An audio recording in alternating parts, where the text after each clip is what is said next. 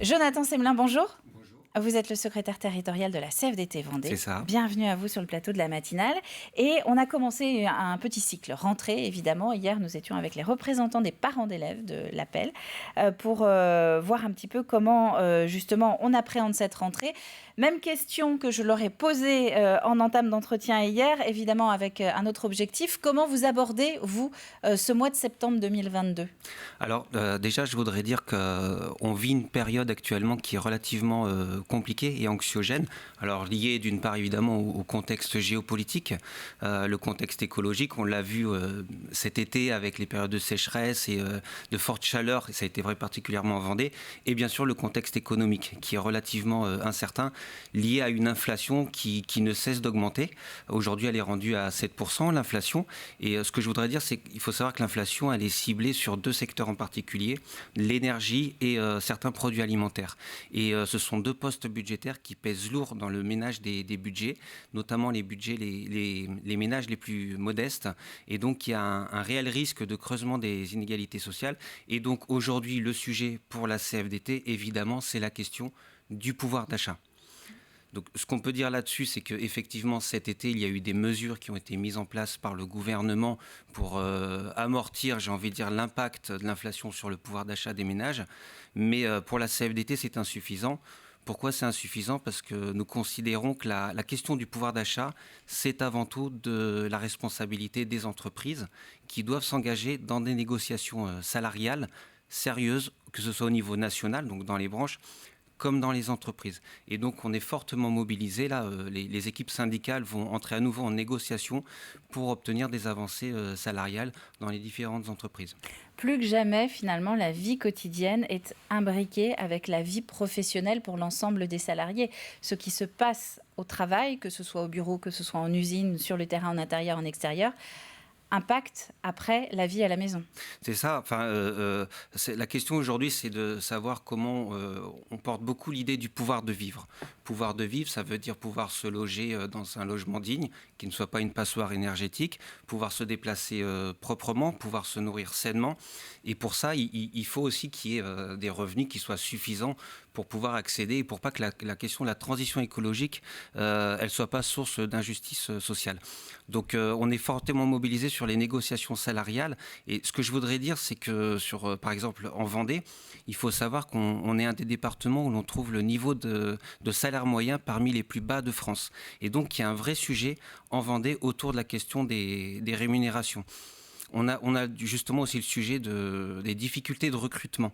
Et alors, ça a été vrai en Vendée depuis de nombreuses années. Ça s'est fortement accentué en cette période.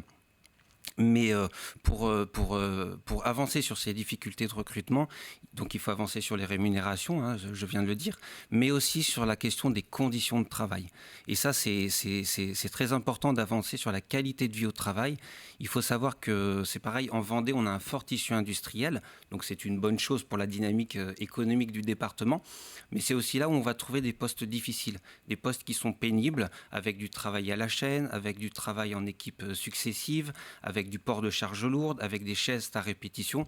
Et donc, il faut qu'on avance, organisation syndicale et organisation patronale, sur l'amélioration des conditions de travail, sur la qualité de vie au travail, sur le respect de l'articulation entre vie professionnelle et vie personnelle. Et c'est là-dessus qu'on pourra avancer ensemble sur les difficultés de recrutement.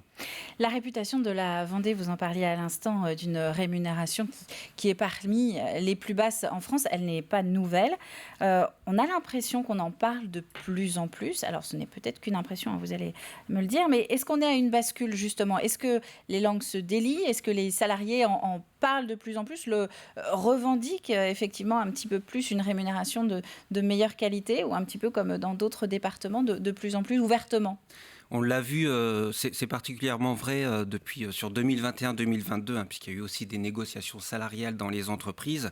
Et avec la reprise économique, il y a eu effectivement des bénéfices qui ont été générés par l'entreprise, et donc des travailleurs qui réclament à juste titre une reconnaissance de l'effort fourni dans le cadre de leur travail. Et ça a été un sujet important sur 2021-2022.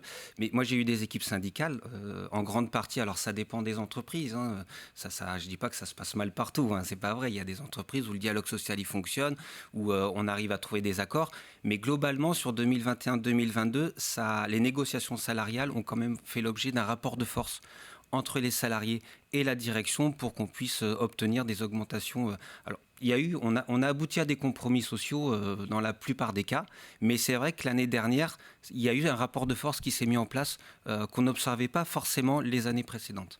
À votre place, ces derniers mois, on a eu des représentants aussi, évidemment, des patrons de la CPME, le MEDEF, qui sont venus. Et on a eu l'impression que les 2 dernières années qu'on a traversées a été également, du côté des dirigeants, une période de transition, de remise en cause sur pas mal de dossiers. Est-ce que vous le ressentez également en tant que salarié, que quand même, du côté des directions, on évolue quand même un petit peu plus facilement qu'avant la période Covid ? Oui, il y a une évolution parce que, comme je le disais, il y a aussi les entreprises qui sont confrontées aux difficultés de recrutement.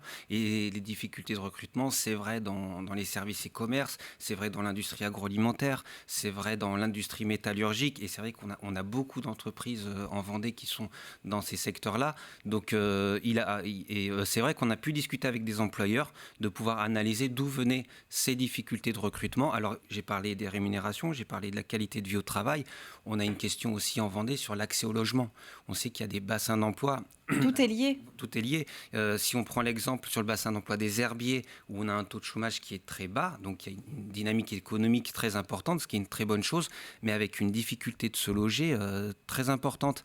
Et moi, j'ai une équipe syndicale qui me dit on n'arrive pas à garder des professionnels ou des jeunes qui veulent s'installer.